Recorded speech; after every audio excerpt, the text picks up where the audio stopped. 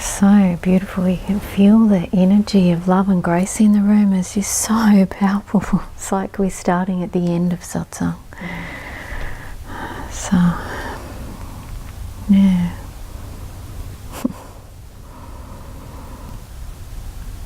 So I said downstairs that I wanted to speak about storytelling, because in satsang circles, even in therapy settings, there's this phrase that gets used, telling a story. And then you're made wrong for telling a story. And so I just want to bring some light and some clarity to what we're actually speaking about, because there's story and there's story.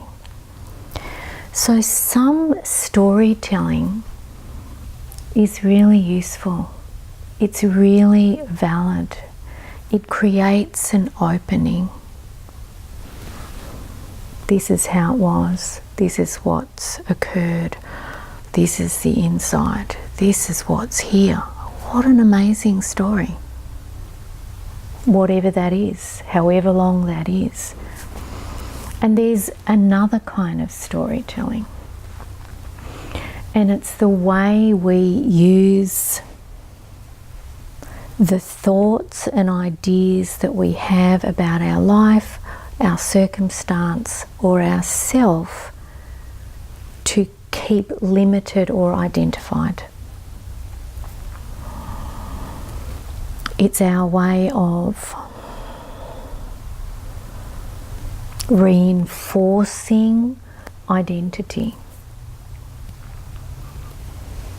Now, we used to where it's the, I'm going to laugh because it's bringing up something he said the other day, because we used to, when it's, the sad story or the poor me story or the, any of those stories, but that's like the deflated,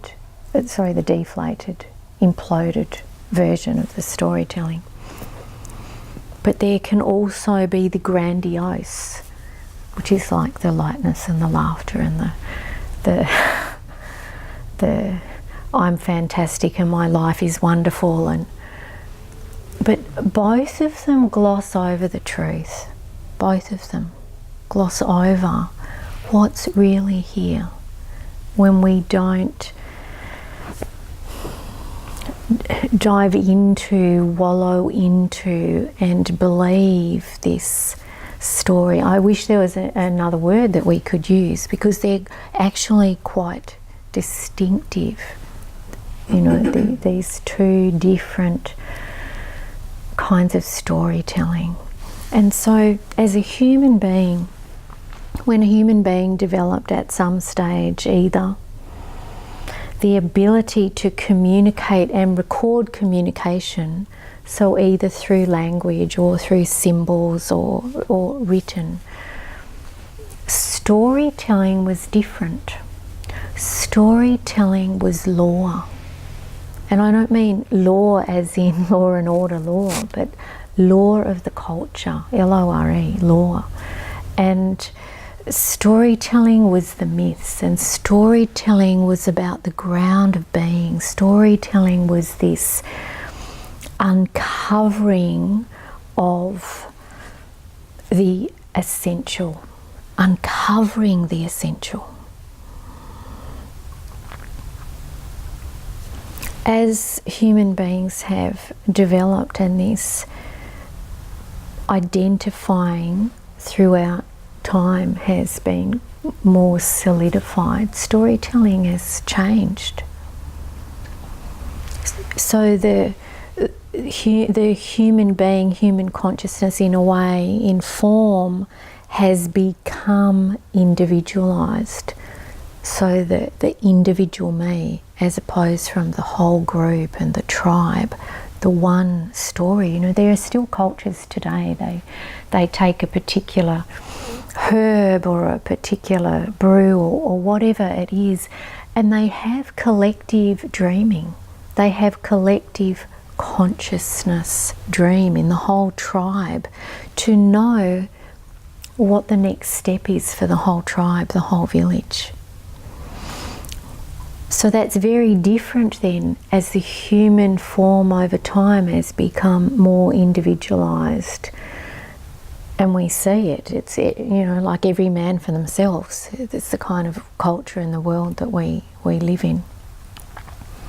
So then the storytelling is now no longer this uncovering of the essential. The storytelling is now the covering of the essential. It's the fighting for the individual self. To be someone, to be right, to have someone else be wrong, to have ownership, to have control over, to dominate, to be weaker than, you know, and on. We can go on and on. There's so many different versions of it. So I just wanted us to explore this, because sometimes you may actually be sharing something with someone, and there's a validity in the deep sharing of this life, of what's occurred, of what's brought you here to this discovery. And that's not to be glossed over. You know, that's not to be trivialized, because it takes something. And if we can't share our story, how will anyone be touched? So yes, there's a way that we can be with each other in silence. There's a way that we can have an impact without it being verbal. And we live in a verbal society. It's why, you know, here we have some filming and here we have some audio, and, you know, satsangs all around the world are being filmed and recorded. Beautiful cards written, books written, you know, there's storytelling. And yet, if when you hear the word story, I can't tell any story, that you're lumping everything in to this negative view of telling a story or telling your story, which is really the fight for identity, the fight for being someone, as opposed to surrendering to this. But there's a story to the surrendering, a beautiful, maybe a tragic story, maybe a powerful story, maybe a moving story, maybe a very fast story. So I just really wanted to speak about this tonight and see what that opens up here for everyone. Being that we seem to be on this this theme of totally different things are coming in satsang.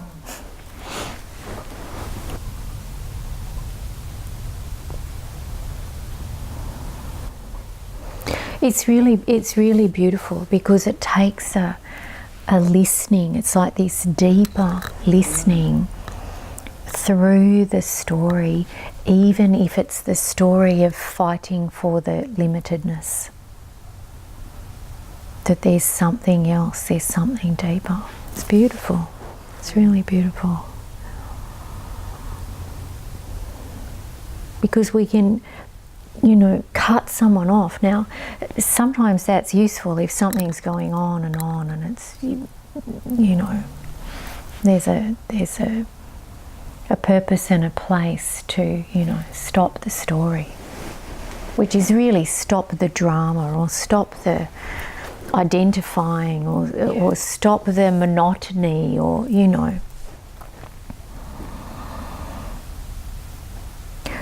But if we only listen to people from that place of their telling that kind of story, we miss what you were speaking there. We miss the deeper listening, the listening through.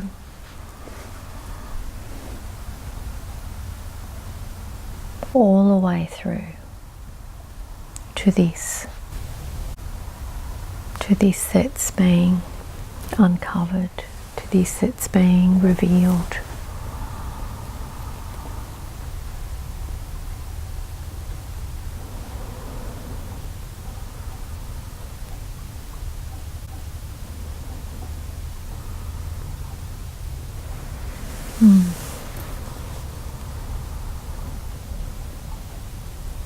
And so if we listen to people from this closedness of, oh, you're just telling a story, we're part of it.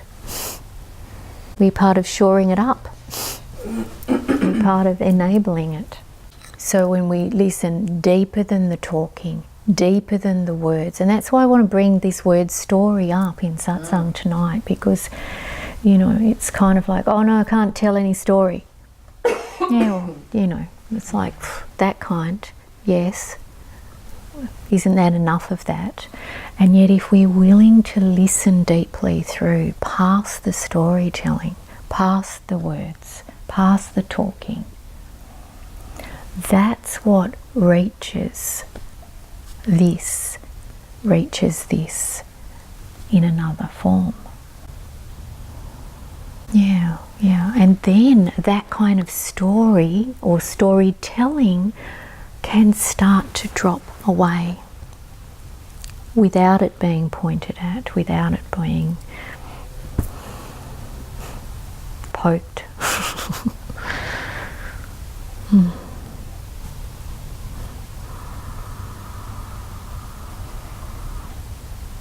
And then the other side as well is, where are we willing to actually share our story? Where are we willing to be exposed? Where are we willing to be vulnerable? Where are we willing to let down our guard and be real and be authentic? And allow this story, this life story of this life in form, to not only touch, move and inspire somebody else, but to touch, move and inspire ourselves as well.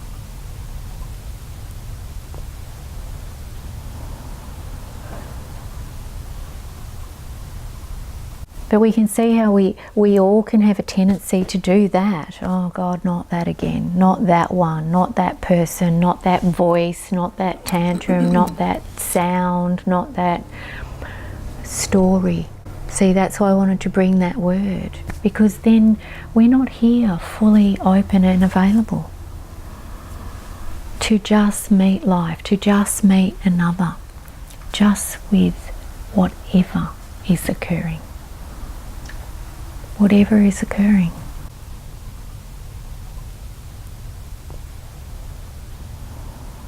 It's anyone, any person. Yeah.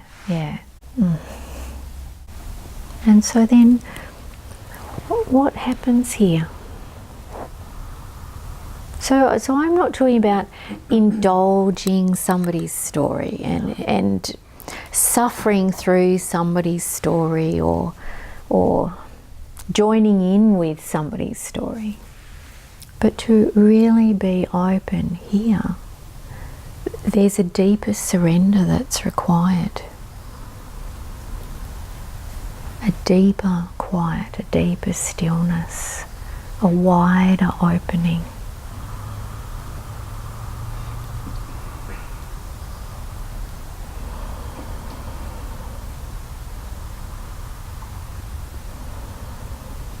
To anything else to be head, anything you're becoming aware of with this.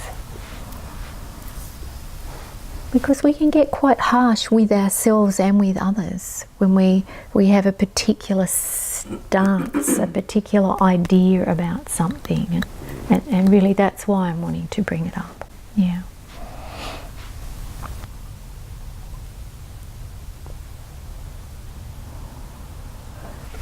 So what's here is that sometimes an opportunity arises. You also spoke about this before. We either take action or we don't when there's an impulse. And so if there's an impulse to speak directly and we don't, it's worth investigating what that is.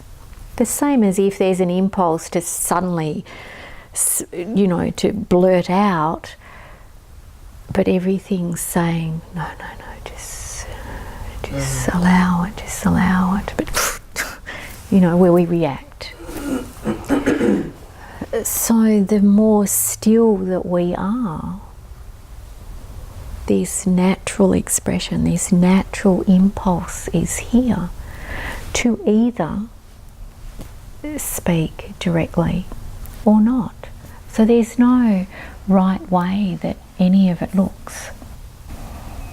It's just however this relationship dynamic, because it's all relationship, however this relationship is playing out and what it's requiring and what life is requiring of you, and whether you're saying yes to that or denying it. And now I'm not saying you're doing either, I'm just pointing that out, like that we have that being presented, and actually we have it being presented really clearly.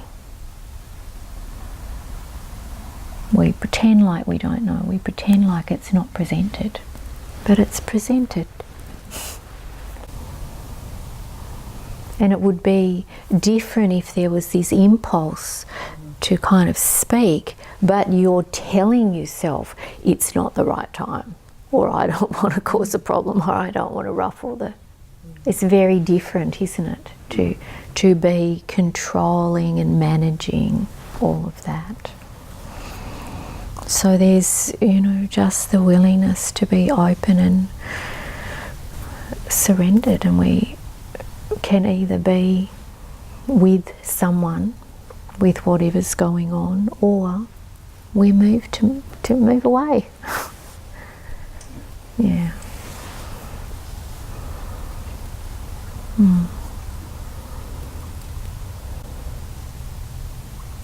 It's beautiful because there's no formula, there's no particular way anything looks.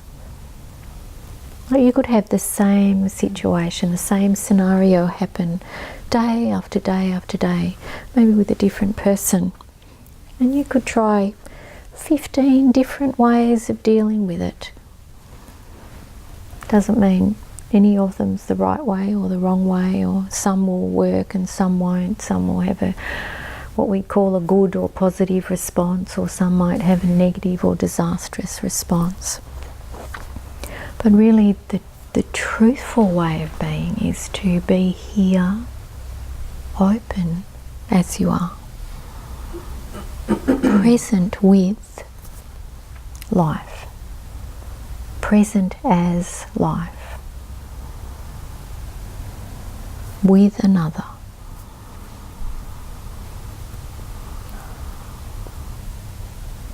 And if it calls for speaking up, to get out of the way, really to get out of the way and let the speaking happen from here, from this silence, from this that's moving, from this that's actually moving the impulse.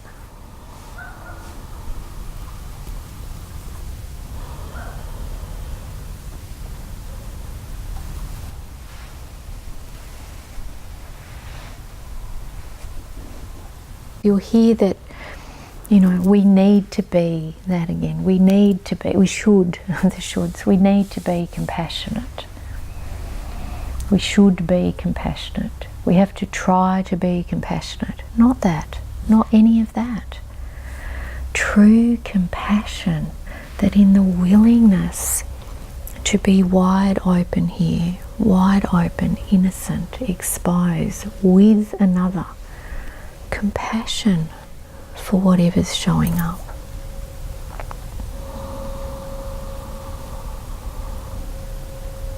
And incredible transformation can occur, you know, if we're willing to meet the horror of the story, the boredom of the story, the fear that comes with the story, the love that comes with the story, rather than getting involved in it. If we're willing to meet whatever's arising and stay here wide open, present with whatever there is, huge transformation, huge opening, revealing, uncovering is possible.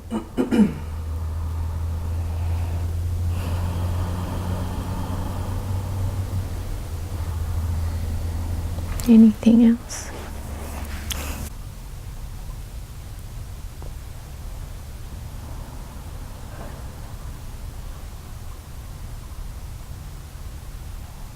But isn't this beautiful? Because what an amazing story though. Like this, see, this is also storytelling, but this is authentic sharing. Because the breaking open, we can kind of get broken open to a closed place, or we can break open and not stop breaking open.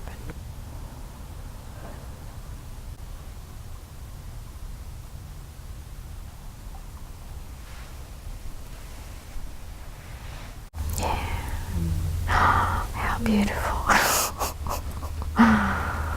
Telling a story of truth about this. How beautiful.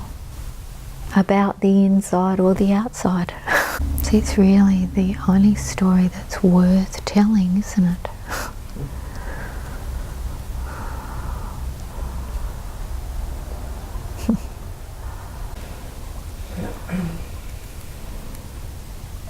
Anything to share?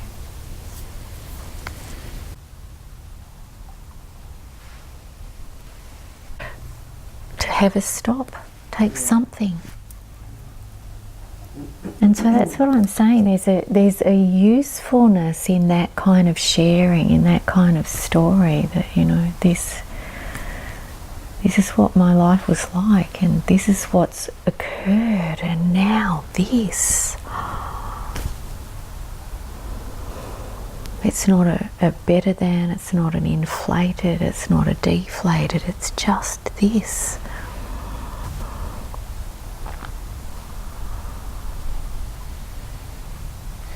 And then this is what meets this in another, regardless of what's going on.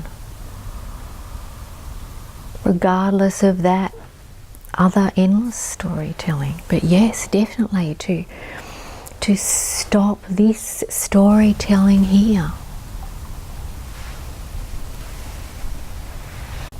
So there's something worth looking at though. Because often when something's going on out here, because there isn't really out here, when something seems like it's going on out here and we can't stand it, it's worth turning back and seeing what's going on. Why are we pissed off really?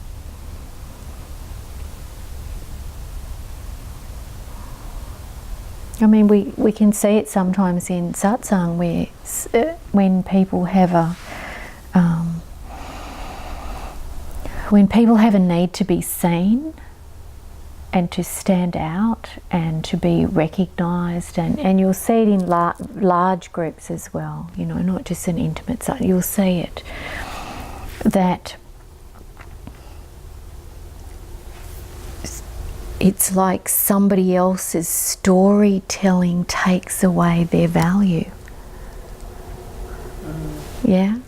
So we have to be willing to look at this kind of storytelling. If I could come up with a different word or different word for it, I would.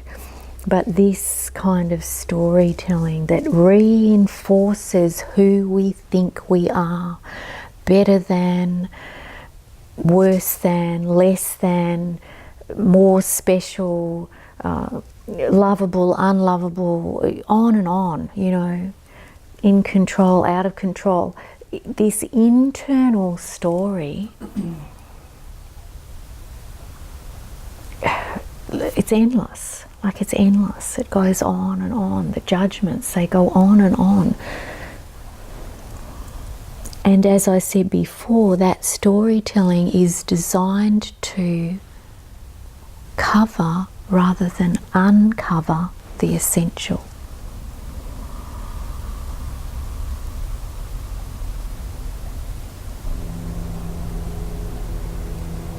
So if we're willing to stop, so someone's telling a story and we're feeling that, we're starting to get pissed off. Now, I've already said, we don't have to stay in the face of someone just being mindless. We don't. We can leave. And there is also an opportunity. So that opportunity also doesn't mean every time someone's doing their mindless, whatever it is, means we don't have to take every occasion to stay in the face of that. It's just an opportunity to open with the anger, to open with the frustration, to open with the boredom, to open with the judgment, to open with the horror. Like I said before, all of this that's here. But if we close to it, we're only listening to our own story that's the same as the one that we're hating and abhorring coming from the outside. And so we don't get to listen deeply through and meet what's essential. What's essential. So the poking a hole, yeah, great, because we can maybe burst something and then there's some awareness. But if it's done to, again, have a better than story, because I can poke your bubble and have you stop telling your story whilst you've got yours whizzing around. How is that useful? But if it's to meet deeply, to be here together. So you can feel there's a difference. There's a totally different quality. And when we come together here in Satsang, this is really the place to speak the truth. First and foremost to ourselves. Yes, how beautiful we can speak the truth with each other. That's this beautiful story. But to speak the truth to ourselves, to bust the lie about ourselves, to not use it to hide, to cover over.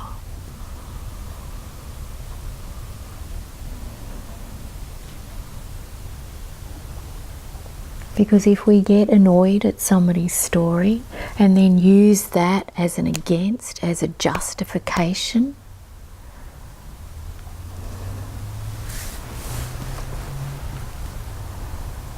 we're just perpetrators of pain and closure and suffering. There's no peace in that. There's no love in that. There's no openness, no connection in that.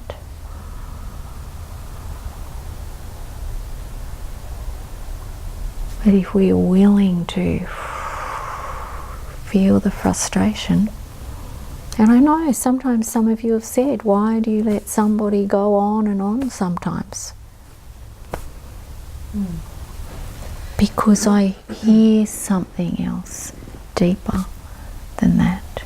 And sometimes it just takes unpacking a little bit more until that's enough.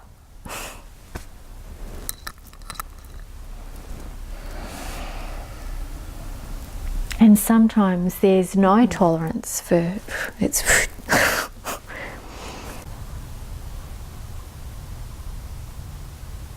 We move in our thoughts because we can't move from here. Here we are, we're already here, we can't move from here. We move in our thoughts into somebody else's story, into somebody else's drama, and we start to make it our own. Even that, why are they doing that, saying that? Why are they? Why aren't they? What, you know, it's an avoidance of here.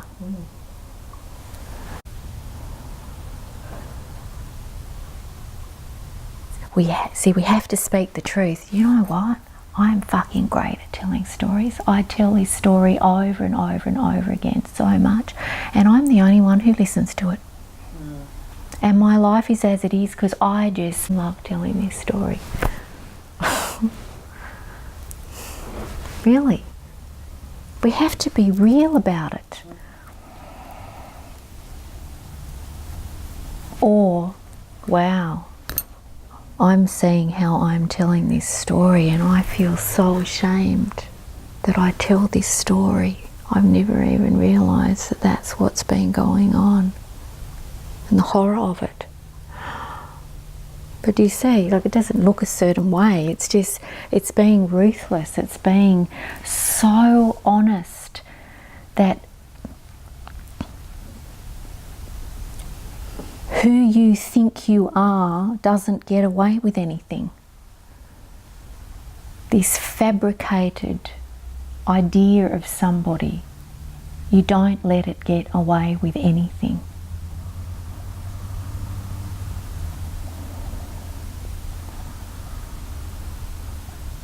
Because who in this room is good at telling stories? It's a very different question to ask.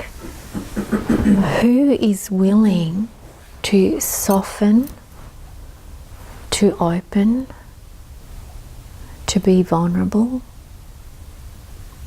to be exposed, to be real, to be afraid if that's what's here, and to just share whatever is here. Now that's satsang. But we don't have to manufacture. It's not someone being a storyteller. It's putting all that down. I'm a storyteller or I'm not a storyteller. Put it all down. And the willingness to just be here. Are you willing to be good at eliciting the truth here?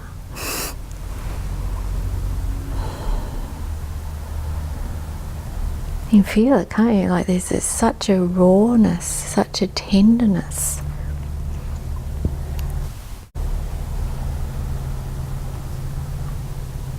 Otherwise it's all this hypothetical kind of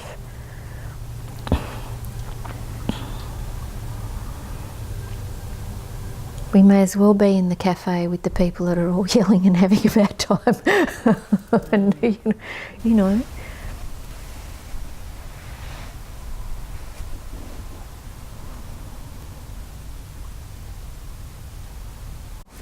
No censoring, because the censoring is based in control, is based in fear, is covering unlovability, is covering unworthiness, is covering shame, is covering failure, is covering. That's all. It's covering. So we have to be willing to, whatever that is, to meet it. So it's the same as whether it's somebody outside of us that we perceive outside telling this story, and our willingness to feel the boredom or feel the fear or feel the anger or whatever it is. But it's the same willingness here.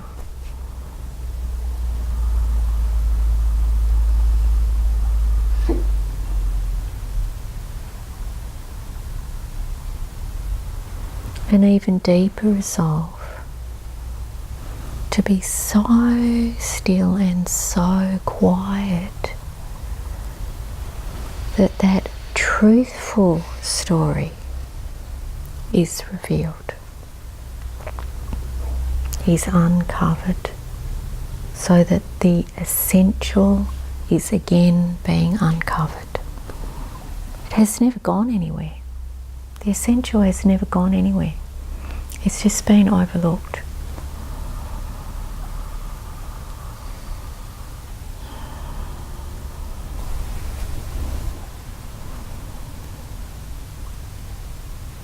Yeah, and so then you go, okay, so that's truthful. It's truthful.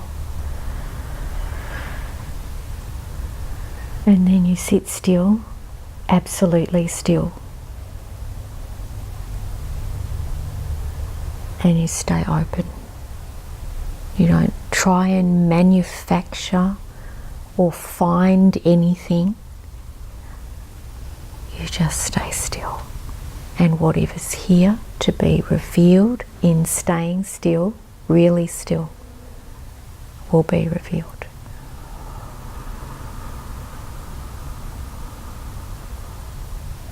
It can't not. It has to, because you're not giving anything else attention.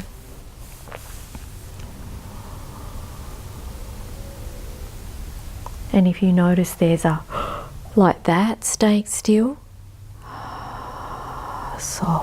Soften the grip, soften the body, soften the hold, soften the tension. It's all of that.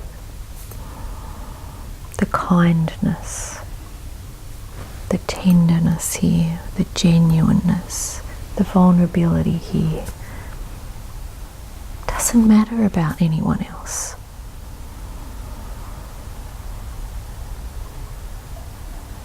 The tenderness, kindness, vulnerability here, openness here.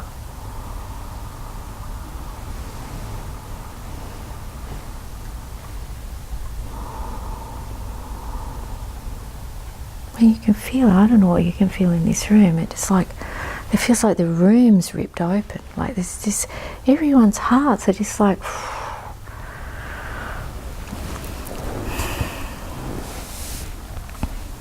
you know, the willingness just like that to just speak the truth.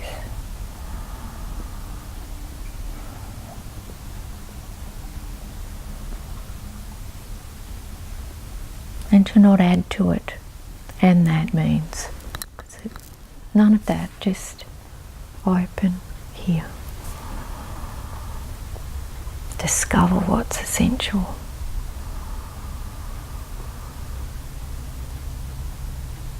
If you look for it in the mind, it's the wrong place. If you look for it in the emotions, it's the wrong place. If you look for it in the body, it's the wrong place. You look for it where there is no mind, no emotion, and no body.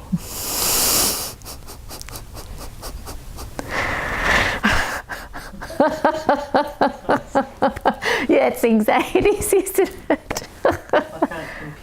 Excellent. Yeah. That's it. It's like a koan, isn't it? You know, where they have those things that you focus your meditation, your attention on. For years they focus, that's the one.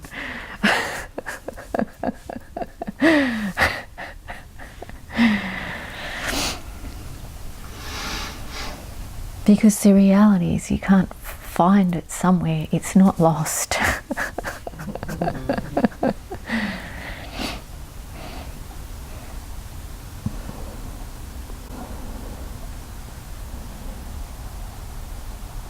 Reminds me that, I don't know why that suddenly popped into my mind. Maybe because India's young, you know, having a small child, you often have little stories that, you know, wee Willie Winky running through the town, upstairs and downstairs in his nightgown, tapping on the windows, knocking on the doors. I don't know how it goes, but it's like peeping through the windows and through the cracks. And if we're just willing to stop, like just stop all that.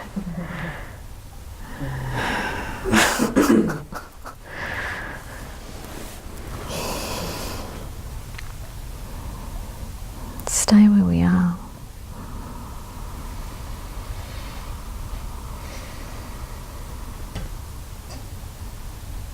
And then turn from where and what we think we are. Because even those words, stay where we are, can be, use, oh yeah, well, I'll just stay where I am.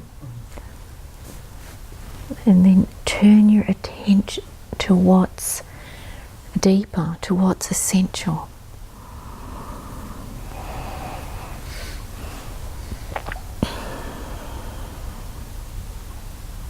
To what's unaffected by thought or drama or fear or anger or another. Because when you turn your attention to what's essential, look what's possible. Like when you say, such love that it's unspeakable, you said.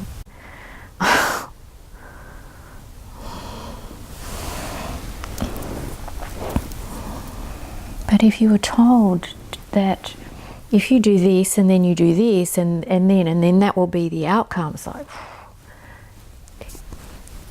we have no idea what the outcome's going to be. We have no idea what's needed. We have no idea what's going to be revealed.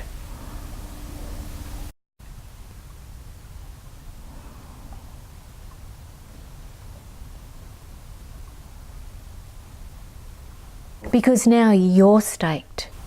This is what you find, is you're staked. You are the stake in the ground. You, this, unmovable, this life, here.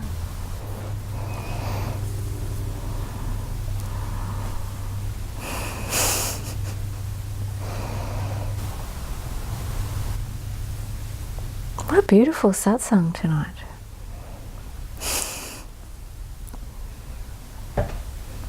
But sometimes satsang is, it's so quiet and that's beautiful too. But to really speak and in quiet and have the same opening. The same quietness through the words. So it doesn't require satsang. I'm just pointing that out. So yes, there's a beautiful sharing, a beautiful opening, beautiful community of support. And then you are satsang. You are the stake in the ground in your life, in your world, in your communities, in your family. This is unshakable. It doesn't go anywhere. So you cannot leave. Brandon Janaki, she uses the phrase, grace is contagious. And I think I've shared this before, that in events, we'll have a lot of trainers in events, people that are there as support. And if the trainers are kind of thinking about things or in their own world or having a little chat or a story, that's contagious. That closure is contagious.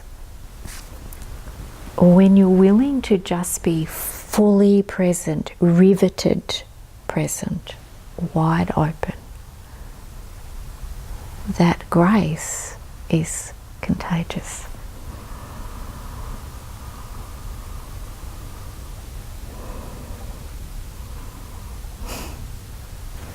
It's not really that anything's being done. It's really that you're stopping doing the doing that you were doing before, which was closing and huddling and, whatever that doing is. You've just stopped doing that doing. And then this, the essential, is contagious. And grace or God, it's the essential. I had a conversation today with a girlfriend and she just said, God is the most important thing. God, grace, this, self, presence, consciousness. The essential. Yeah. Oh, so much love here.